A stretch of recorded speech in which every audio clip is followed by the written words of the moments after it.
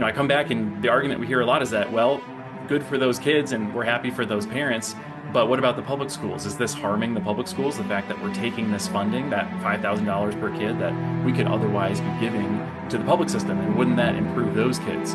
So I really wanted to test that head to head. Dr. Patrick Graff. Dr. Graff, thanks for joining us today. Yeah, Dean, great to be with you. Thank you. So you've done some analysis of some recently published peer-reviewed research coming out of Florida. We know that the tax credit scholarship program in Florida is a big deal. It has it's made a lot of headlines, and for good reason. But your research is interesting because I think and I'll let you speak to this, but it appears to break from the narrative that we're given that school choice is harmful to public schools, to the public system, to public school students. What do you have to say about that? Yeah, so I started my career as a teacher in Florida. So I was a third grade Okay. teacher at a private school in Tampa, Florida. And this was back in the early 2010s.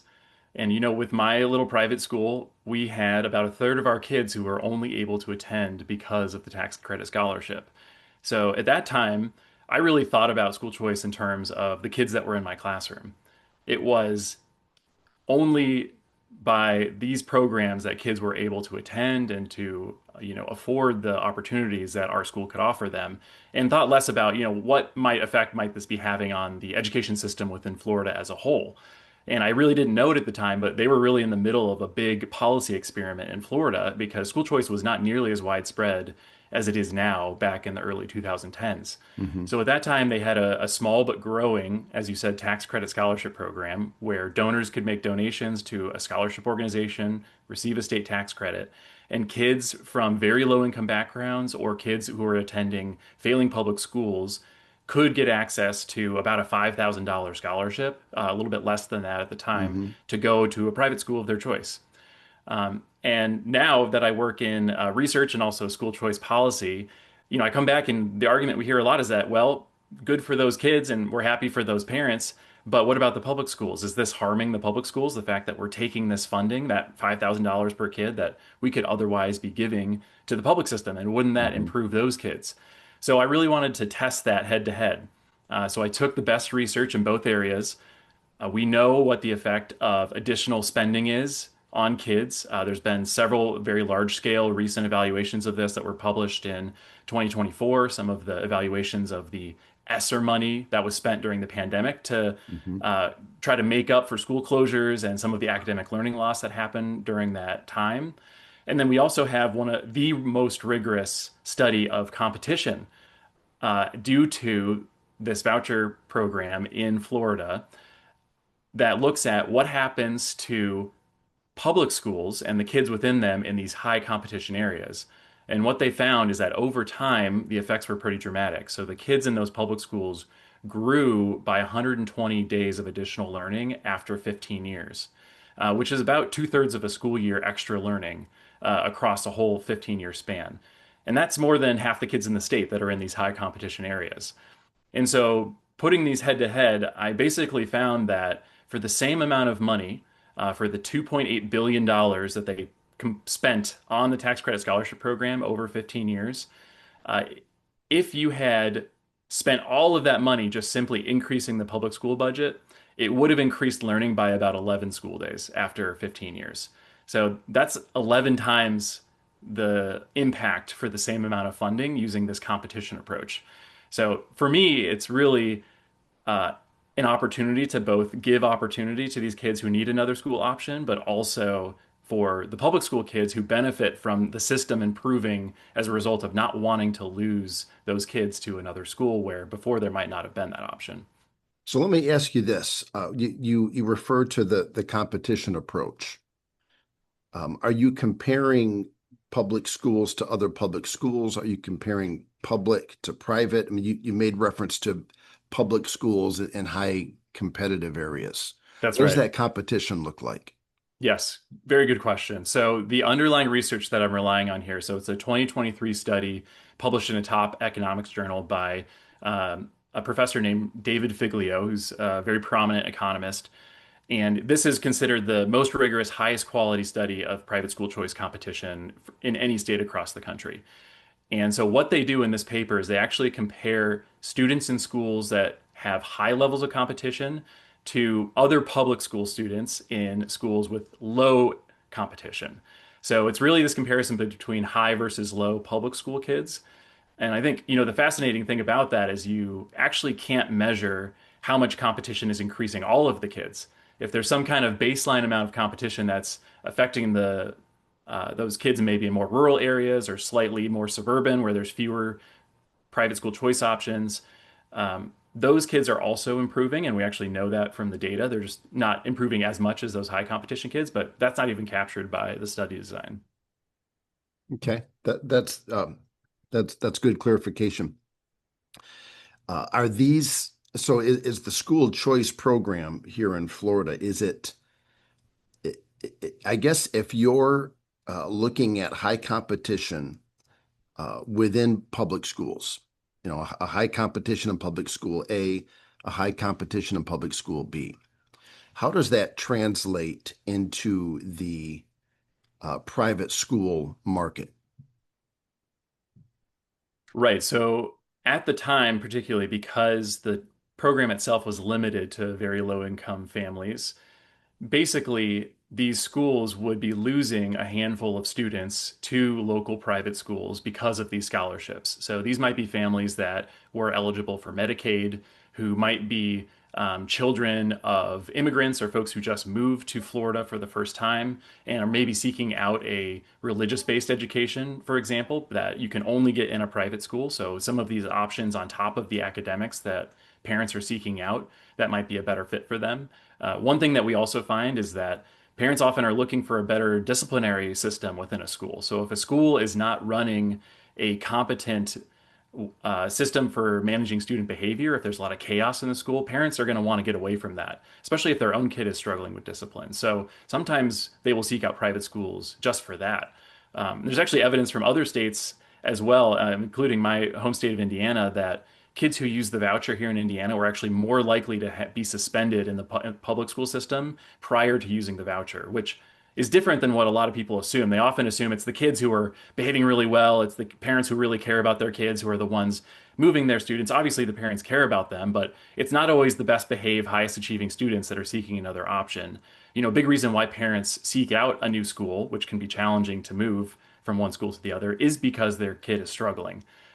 So really, it's giving those families a choice, whereas before they just kind of had to sit and hope that their school got better or improved for their kid. But it really created a little bit of a marketplace for families to say, I have options now, and if this isn't working, I can go somewhere else. So this is really an argument that public schools would want to make. I mean, based upon your research, you're telling us that they are witnessing, they are realizing a gain in student achievement. It looks like at least 11 times larger than prior to perhaps them losing some kids. Am I reading that right? You are. I mean, that's part of the argument I think perhaps some would say controversially I'm making is that if you are a public school advocate, you should be looking at this research and saying, we need a private school choice program in our state because our students are losing out on a source of improvement in terms of academic gains that otherwise we would not have access to. There's now 32 states across the country that have some kind of private school choice program, and there's 18 with none. So you go to places like New York, California, Illinois, some of the Pacific Northwest states, no private school choice. They're spending a ton of money per pupil, and yet many of them are middle of the pack in terms of state level student outcomes. So, why is it that New York, for example, is spending more than twice what Florida is per pupil per year? They're spending upwards of $37,000 per kid per year now in New York. And even after you adjust for cost of living differences, which brings that down a little bit, it's still 2x what Florida is spending in adjusted Mhm. terms. And yet, Florida's low income students are outperforming New York's low income students. So I think the question is, how is Florida doing that? They were getting this really good return on their much lower investment, and they can use those other funds for other things in the state, obviously, that are needed that can also benefit families outside of just direct school funding. So, to me, I think that there's something happening in these no choice states where the funding is not going to academic achievement for kids, it's going to other things. Part of me wants to say, public education advocates, you need to look at what is happening to your system and how to make it more efficient and make those dollars higher impact that you are driving to the system. Okay, you said something and I want to touch on it, that money is not going to academic achievement. But before I get there, I want to go back to low income students, New York versus Florida. Is this strictly in the public system? That's right. Strictly in the Okay. public system. So it seems, and I'm going to get to your comment here, that the dollars aren't necessarily going to academic achievement, but it seems that what public schools could realize by perhaps reducing their population, their improvements going up. Is that what this looks like? I mean, so in Florida, it's interesting. I mean, Florida is a state that is actually growing. Compared to some other states where birth rates are falling, fewer families want to live there. The families that are there are having fewer kids. I actually have another research project right now that it looks at this across the country. There are some kids leaving the public system to take these private school choice scholarships. But what we've also found, which is really interesting, is that Florida is a place that families want to live. Hmm. Part of it is families moving into the state to take advantage of private school choice scholarships like this. It's also created a more dynamic education system across the board. There's a lot more choice within the public system in Florida as well. There's a tremendous number of charter schools, magnet schools. If you look at Miami-Dade, it's one of the top school districts in the country. And most of their schools, their public schools, are choice public schools. Okay. So over time, you create this really dynamic education system that's attractive to families. And if you look over the last 6 years, so going back to 2019, Florida's K-12 public school enrollment has actually ticked up about a percentage point, which is really notable because most systems around the country are shrinking and they are declining quickly. So, New York, I don't mean to pick on New York and California a lot, but they're big states that are notable in terms of their trends. New Hmm. York and California have lost over 5% of their K-12 public school population over the last 5 years, despite having no private school choice programs. So there's a disconnect here, and a lot of people believe like, well, you pass these private school choice programs, it's going to devastate your public schools. We are not seeing that. In fact, what we're seeing is families don't want to live in your state if you don't have programs like this. It's not a family-friendly education system that parents want to take part in, regardless of whether you're in the private or the public system. Okay. All right. Good clarification. Thanks for that. So Yeah, back to your absolutely. comment. Um, the money's not uh, seemingly going to academic achievement. This makes sense because you think if it was going to academic achievement, again, uh, public schools, teachers unions would get behind this research and start talking about the school choice movement creating this overarching area of competition, which the rising tide's going to lift all boats. But it seems that that's not the case, and instead it's we need our money. You're taking our money and stop taking our money. Um, which makes me think that you're right when you say the dollars aren't going to academic achievement. Because Yeah, if they were, then this would be a no-brainer. right. Am I I think there's right? a lot to that. There's a lot to that. So, when I was working on my PhD, I mostly studied teachers, actually. So, teachers is kind of my area of expertise in addition to school choice.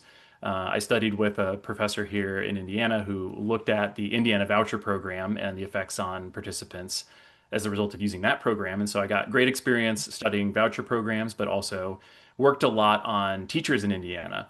And one of my being a former teacher myself, one of my big priorities is that we should be actually spending a lot more money on teachers, particularly beginning career teachers. And what ends up happening, and a big frustration I have in some of these union-dominated states, is that teacher compensation is incredibly backloaded. So if you are a senior teacher who has been in the system for 30 years, you are receiving a tremendous amount of benefits because of the way that system is organized. Because of your pension, your healthcare benefits, your pay rate after 30 years is really geared towards serving those teachers. And even though you have lower compensation starting out, your retirement package is way more generous than anything you would find in the private school sector. And so many of these states are now set up to basically protect these pension liabilities. And they've created very unsustainable systems that are almost politically impossible to address. So Illinois is a perfect example of this, where you can have many public school superintendents, for example, retiring with a $300,000 salary by the time they retire. And they are receiving a pension that is often targeted at like 90% of that $300,000 in perpetuity. So the state is funding that pension for these public employees. And politically, there's no way out of that. So every additional dollar that you're trying to bring into the system every year, and new teachers are crying out and saying, like, hey, we need to be compensated better. We need to be paid like professionals. We need to recruit good people into teaching, and we can't do that if we don't compensate them well. Well, many of those dollars are paying down pension debt, and they're not paying for bright new teachers to come into the system. So I've really saluted states like Arkansas, for example, that have aggressively increased beginning teacher pay and really driven those resources directly to the classroom. And they've done that in addition to passing a brand new big education freedom account program, is what they call it there, that serves over 50,000 kids. So you can do both of these things, right? You can take care of teachers in the public school system, particularly those on the front half of their career, Hmm. and fund these private school choice programs. I think the other states, there was actually an article in the New York Times last week that blue states have a a public union sector problem. So this public union issue, I think, is becoming known for a lot of folks within the Democratic Party and realizing that our schools are not working as well as they should be, and that is likely part of the problem. It's interesting because there's been a lot of talk lately about the abnormal ratio between administrators and teachers. Yeah. And I was not aware of the issue that you just brought up and mentioned about those pensions being Hmm. huge. And if you've got this abnormal ratio of hierarchy, it doesn't seem like it's financially sustainable. But if No, it and is, go ahead. well, I was just going to say it's insightful to pick up on that staff increase statistic as well, because this is the trend within education when you spend more money. So the incentives for unions is additional dollars should pay for additional staff because those are additional due paying members of your union.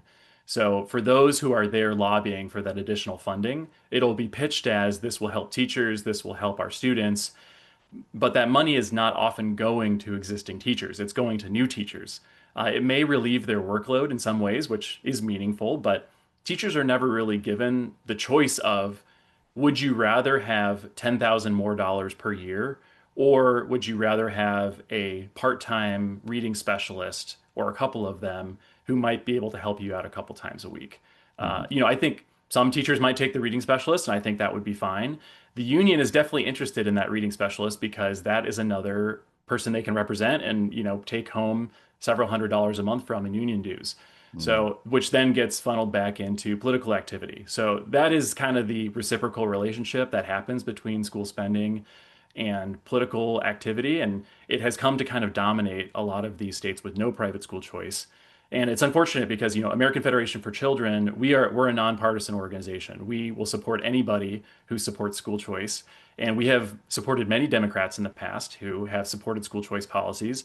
But it's very hard for them to step out of line. If you are in a state that is union dominated, you step out of line, you will be pilloried and primaried almost immediately. Mhm. So that is the kind of political stranglehold that is currently wrapped around those education systems. If we had some free thinking individuals who got a hold of this and realized, hey, this is a win-win for everybody. Let's get Really out there think it and win is. for everybody. Yeah, I think, I'm hopeful for Michigan. And I think the interesting thing that the Education Freedom Tax Credit is forcing, one of the conversations is raising, why would we care whether the money is flowing through the traditional system versus through scholarship organizations who can give scholarships directly to public school students or private school students, which is what's Hmm. true for the Education Freedom Tax Credit. So a Hmm. lot of these Democrat governors are starting to hear from many of their own constituents, from other forces within the Democratic Party that are saying, hey, if you don't opt into this, you're leaving a tremendous amount of money on the table that will otherwise be donated out of state. It'll be sent out of state either way. It'll either be sent to the feds in the form of taxes, right? Because it'll go to the federal treasury if you're not claiming that tax credit. Everyone's eligible for this $1,700 tax credit. That's a dollar for dollar credit to donate to these scholarship organizations. Or if Michigan doesn't opt in, they can donate it to my state of Indiana. I'm right across the border. My kids are in private school, so please, yeah, send Right. it to Indiana for us. Right. Yeah, and you can Right. still receive Right. that federal tax credit. So, I mean, if you're a governor in Michigan, it makes no sense to say I'm going to deny even public school kids in my state tutoring, additional special education services, even Mhm. transportation is covered under the eligible expenses, which can matter a lot in more rural parts of Michigan. So Mhm. there's a lot of money that will be left on the table here, and I think governors and public school advocates who are not union aligned are actually very interested in this and are pushing to opt in. And the only groups you really see pushing against it are the unions. They brand this, they call it a voucher program as though that's a bad word. Even though it is not a voucher program, it doesn't operate anything like a voucher program, and it's open to way more than private school tuition.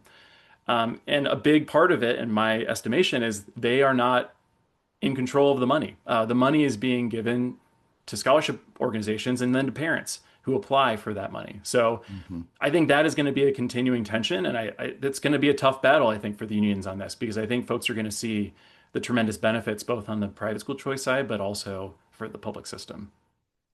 Well, you just made a good argument for Gretchen. Gretchen, on your way out, here we go. Let's She go. should. I think she should. I think it's a political winning move to make, honestly. I think a number of Democrats are going to realize that this is, I think, a lot of folks are interested in running for president as well, which Governor Whitmer might be among those. They're going to be looking for ways to moderate and to kind of come to Mhm. the middle and say, what's something that we can propose that might break from the Democratic Party's traditions or dogmas. I think this is an easy one to pick. It's overwhelmingly popular. We poll this among Democrats. It's got 70% plus percent approval ratings Wow. among especially Black and Hispanic families in the Democratic Hmm. Party, and even majority approval among Democratic primary voters, which would be the most liberal, progressive folks you would think within the Hmm. party. Still majority support for opting in. So to me, that's a political winner that they should really be thinking about. I was not aware of those numbers. Those are high. I They mean, those are. numbers Yep. are right up there next to voter ID.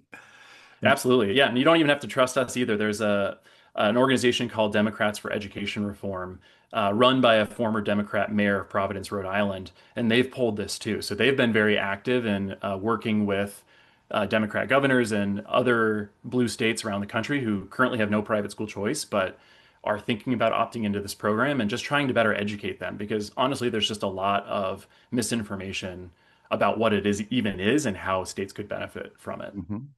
Wow. Excellent information. His name is Dr. Patrick Graff. Again, he's a senior fellow at the American Federation for Children. We love that organization, by the way. You guys are doing excellent work. Keep it up. No, thank you. I appreciate it. Yeah, yeah, you're welcome. Thank you for this information. Thank you for doing this research. It feels like heavy lifting, and we're No, thank you. grateful It's that. been percolating for quite some time. I've been excited to get it out here. It's been in the hopper for over a year at this point. Yeah, well, thanks for doing it. We appreciate it. Thanks for coming on the program. Will you come back? Can we get you back when other research that's in your hopper is out? Yeah, would love to. Absolutely. I've got a few other things brewing here, so I'll keep you posted. All right, great. Dr. Graff, thank you. We'll talk soon. Okay, awesome.